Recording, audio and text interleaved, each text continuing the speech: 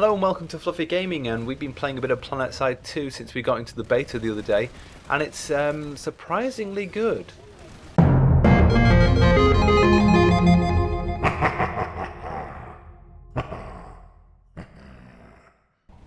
So me and Barry managed to get in to the beta. Barry is Lepidopterist in the Guild Wars 2 videos, so you might see him from there. We've been playing quite a bit of Planetside 2 in the evenings. From what we thought when we first started the game, we kind of just went in there kind of not expecting much, to be honest. Not because we didn't expect the game to be great, just because it was another FPS. MMO FPSs don't have the best history, and we just weren't expecting it to be that good. We ended up having a load of fun. We ended up taking a few bases and feeling like we'd really kind of helped do something useful and actually be involved quite heavily in the battle itself. So it was a very good experience. So basically, with the feel of the game it's massive. You feel like you're in a big battle. I mean a massive battle. I mean huge battle. The scale is off the chart. You wouldn't get this feel of the scale from this video. What you can see around in this video is a mere drop in the ocean, pretty much. The weapons feel very nice. The gunplay is really good. The actual characters move very nicely as well. They've all got different kind of things. Like there's the assault class, kind of light assault, has a jetpack, which gives an advantage over certain things, and that. So you can do different things with different classes. Obviously, you've got your sniper as well, and all those kind of things. The vehicles feel really good as well. You've got flying vehicles, which there are loads of in the sky at all times, and it doesn't feel crowded. They move really quickly as well. There's no a lot of these flying craft in FPS style games can sometimes feel a bit sluggish. These things zip by. I mean, there's a great flyby in this video as well, I think, or something. Yeah, and then with the scale of things, the vehicles work really well, and it just feels amazingly epic. It really does. It looks awesome as well. And fighting at night, although you would think it doesn't really make much difference, it actually does. It gives there is a veil that kind of gives you a bit more. It's a bit harder to see people, so it gives you a bit more cover. The night looks awesome. The lighting is brilliant, especially with the traces and everything going off, and the lights on the crafts and the vehicle headlights, and yeah, it's really quite impressive, I've got to say. I am surprisingly impressed. The leveling up side of things, there's a load of stuff. It's quite similar to the standard kind of FPS, as in you do some stuff, you gain some points, you unlock some things. There is a leveling bar as well. I'm not sure how those two linked yet. We'll have to look into that. But basically, you gain certification points, and then you can unlock things within whichever class you want to play. Because of the scale of the maps, you could have you can be worried that you could feel a bit lost and sometimes be running around too much. They've combated this really well, actually, and I didn't find myself running around aimlessly between places or running after things which then suddenly have disappeared. They have a travel system implemented where basically you can look on the map and click anywhere where there's a battle going on, or a mobile support kind of like spawning unit, resupply unit, where you can basically spawn in.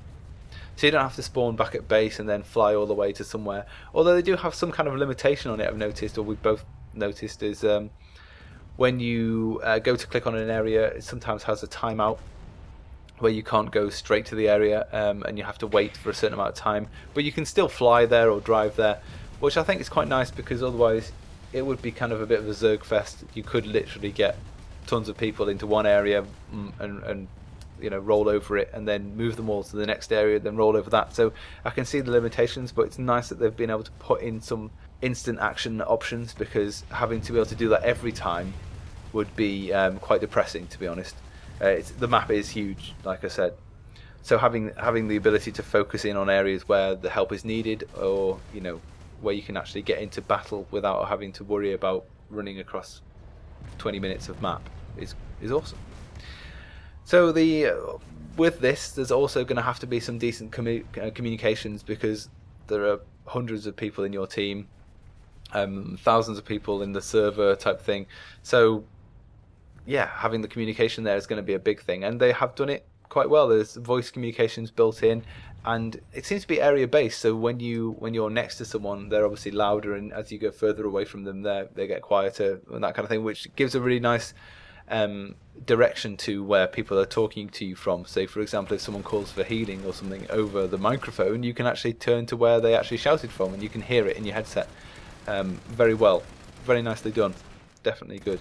I've only heard it used once in a kind of malicious way, I suppose. Well, not really malicious, but silly, abused way, where they were basically just playing music over it, which I just ended up turning off the comm system because that's the only button I could find, and I'll talk about the UI in a minute. The squads are basically like your parties, where you can squad up, you can party up and do things. Outfits are the guild system, where you can basically make a guild. It's called an outfit. And then, then there's the UI, which is probably the biggest letdown for me of the game. It's not very good to get your way to find your way around, especially when you're starting out. It's quite confusing and quite convoluted. It doesn't feel very natural. I'm sure this eases off over time, because obviously as you get to use it more and more, you get more familiar with it. So obviously you can find your way around quicker. But I did find that it was actually a very overly complicated. It wasn't very intuitive, is probably what I'm trying to say. And I did find myself getting lost or not knowing where to go logically for things, which is, if that's the only problem with the game I could find, really, then onto a good thing. So we should be doing more footage soon. I'm looking to do more gameplay. I was going to do actually a commentary and show you some things live, but they've actually locked the servers now and I can't get into a server to play. So hopefully they're going to unlock it. I'll have to check and see what the schedules are for the actual beta itself, but hopefully we'll be able to play again sometime soon, because it was awesome and I really enjoyed it. The game is going to be free to play. It looks like they're going to implement more of a microtransaction on your appearance and things like that. You can also buy implants, which are kind of like boosters in, for example, Guild Wars 2, where you can get XP boosters and things. It doesn't seem like they're a very big aspect of the game, like in Guild Wars 2. It doesn't really influence many things, but they're there, just so you can see. I can't see much pay to win in it, if potential.